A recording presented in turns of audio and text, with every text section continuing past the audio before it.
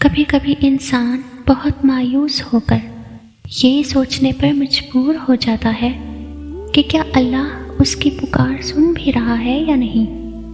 دل بار بار اپنے رب سے دعا کرتا ہے، لیکن دعا کا کوئی جواب نہیں آتا۔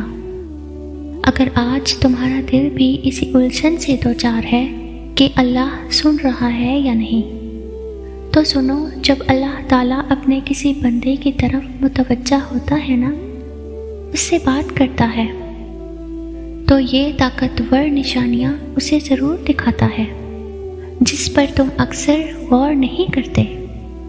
جب تم اپنی زندگی میں کسی بھی طرح یا کسی ناممکن خواہش سے ٹوٹ کر تھکنے لگتے ہو اور انتھک محنت کے باوجود بھی کچھ حاصل نہیں کر پا رہے، کوئی ایسا فیصلہ جو تمہیں مستقل وسوسوں اور اندیشوں میں مبتلا کر رہا ہے، تو یہ ہرگز اتفاقی احساس نہیں، کیونکہ اللہ تعالیٰ تمہیں دیکھ اور سن رہا ہے۔ اللہ تعالیٰ خود قرآن میں اشارہ دیتا ہے، اور انسان جس طرح اپنے لیے بھلائی مانگتا ہے اسی طرح برائی مانگتا ہے، اور انسان بڑا جلد باز ہے۔ اے نبی صلی اللہ علیہ وآلہ وسلم، ان سے کہو کہ کیا وہی نہ جانے گا جس نے تمہیں پیدا کیا ہے، حالانکہ وہ باریک بین اور باخبر ہے۔ اور جو شخص خود کو اللہ کے سپرد کر دے تو وہ یقیناً ایک مضبوط سہارا تھام چکا۔ اگر تم یہ سوچ رہے ہو کہ اللہ تمہیں جواب کیوں نہیں دے رہا، تو سنو، وہ تو خود تمہیں جواب دے رہا ہے۔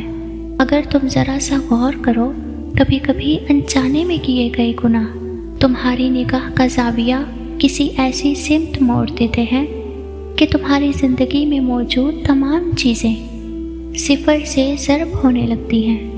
یاد رکھو، جس طرح دھوپ میں چراغ جلانے سے اندھیرا نہیں بلکہ چراغ ختم ہو جاتا ہے، بالکل ایسے ہی گناہوں میں ڈوبنے سے تمہاری ابھرتی صلاحیتیں زوال کی نظر ہو جاتی ہیں۔ تو جب تم اچانک اپنے کیے گئے تمام اعمال پر معافی کے طلبگار ہونے لگتے ہو، تو یہ طاقتور اشارہ ہے کہ اللہ تعالیٰ تمہاری طرف متوجہ ہے اور جلد تمہارے تمام کاموں سے ہر رکاوٹ کو دور کرنا چاہتا ہے۔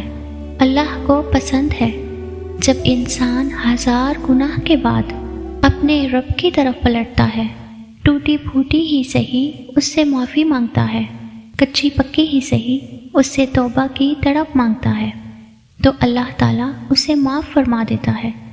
حدیث نبوی صلی اللہ علیہ وآلہ وسلم ہے، ندامت ہی تو توبہ ہے۔ اللہ تم سے بات کر رہا ہے۔ اس کی چوتھی طاقتور نشانی تو یہ ہے کہ جب اللہ سے دور ہو جانے کا احساس ہر احساس پر حاوی ہونے لگے، تو سمجھ لینا کہ اللہ تمہارے اضطراب و بے چینی کو عنقریب سکون میں بدلنا چاہتا ہے۔ اللہ جانتا ہے کہ تم مسلسل اس کے دروازے پر دستک دے رہے ہو۔ پتہ ہے، وہ تو ان دروازوں کو بھی کھول دیتا ہے جن پر تم دستک نہیں دیتے۔ پھر وہ ان دروازوں کو کیوں نہیں کھولے گا جن پر تمہارے مسلسل دستک کے نشان ہیں؟ اللہ خود فرماتا ہے، اور آسمانوں اور زمین میں جو کچھ ہے سب اللہ کا ہے۔ تم اپنے دل کی باتیں خواہ ظاہر کرو یا چھپاؤ، وہ سب جانتا ہے۔